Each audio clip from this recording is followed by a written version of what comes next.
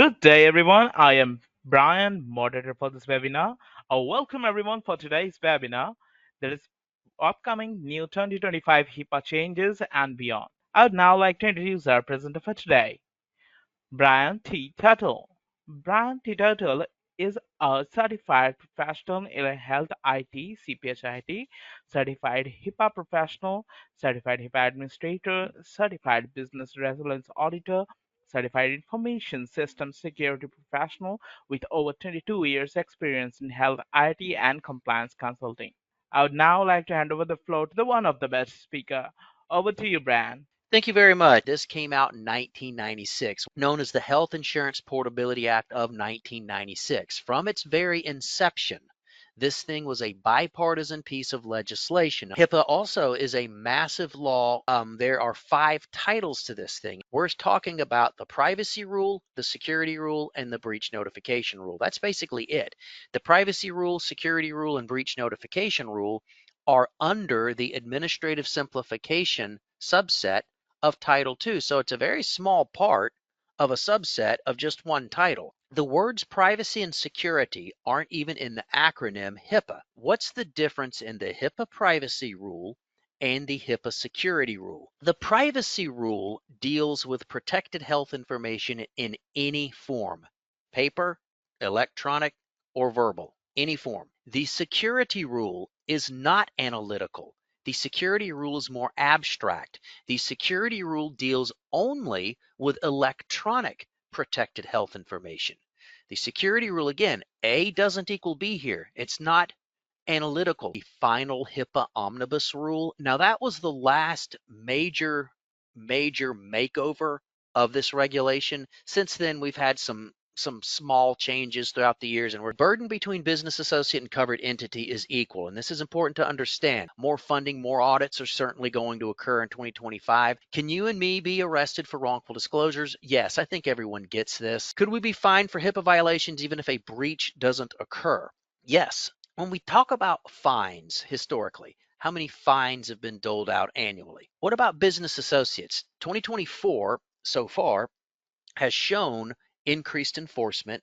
A business associate is an individual or an entity that creates, receives, maintains, or stores, or is generally privy to medical information to do a job on behalf of a covered entity, or in some cases on behalf of another business associate. Business associates, and this is important, especially now, you need to do your own internal risk assessment. Here is where businesses are really hurting, and this has really been a trend since, I would say, the last couple of years, and it's only becoming more of a trend as breaches become more of an epidemic. Okay, a little bit on telemedicine. Yes, if you're doing telemedicine, you need to be using a HIPAA compliant telemedicine solution. If the patient wants to use a non-HIPAA compliant telemedicine solution or wants to communicate with you in an unencrypted format in general, you can do that as long as the patient accepts the risks and as long as it's done in good faith. But you do need policies on telecommuting.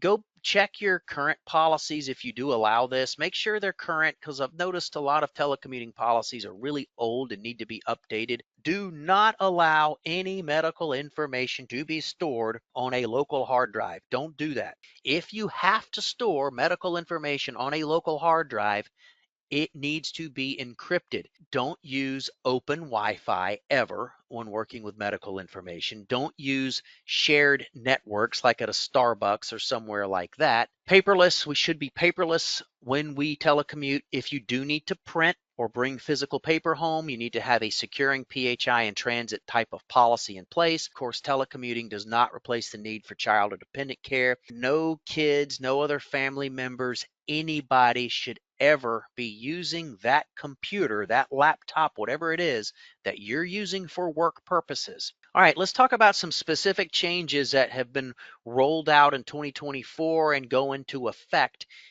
they actually go into effect in 2025. There's 3 key changes. Number 1, changes to a patient's rights of access to their medical information. changes relating to care coordination and information sharing, the necessity to update your notice of privacy practices, the form that hardly anyone reads, but it needs to be updated. Okay, let's talk about changes to a patient's right of access. So allows patients the right to take notes and use personal resources such as a smartphone to take pics of their own PHI. Eased identity verification prohibits covered entities from imposing unreasonable verification measures. Changes to fees. As you know, you can charge fees to gather someone's medical information, but now we must post the fee schedule on the website. Information sharing and care coordination. This is the second part of the changes. For providers and health plans. For third parties. Notice of privacy practices.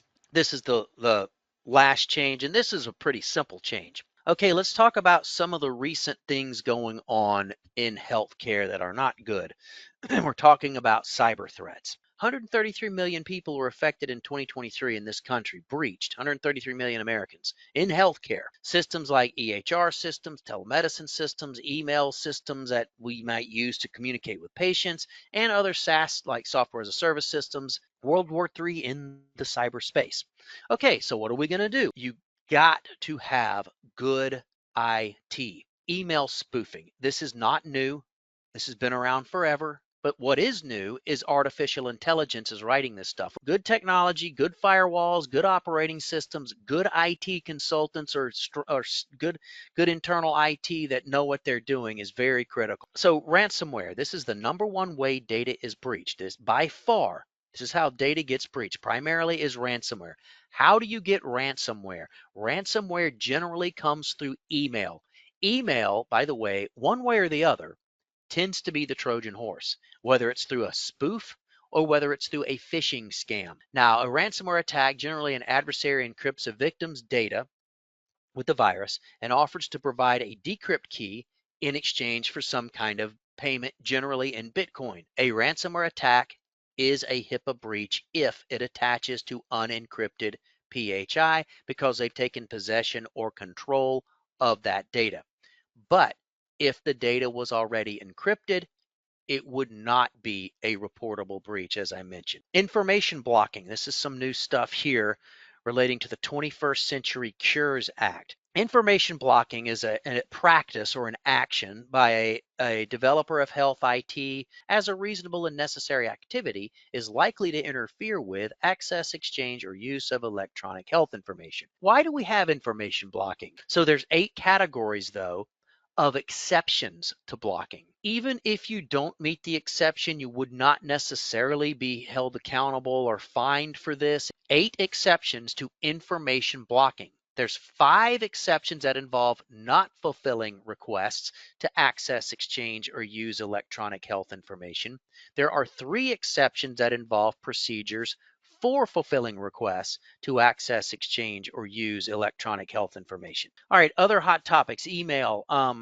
Let's talk a little bit about that. Can you use email to transmit medical information? Absolutely. If you're going to communicate with a patient in a non-HIPAA compliant manner, they must accept the risks.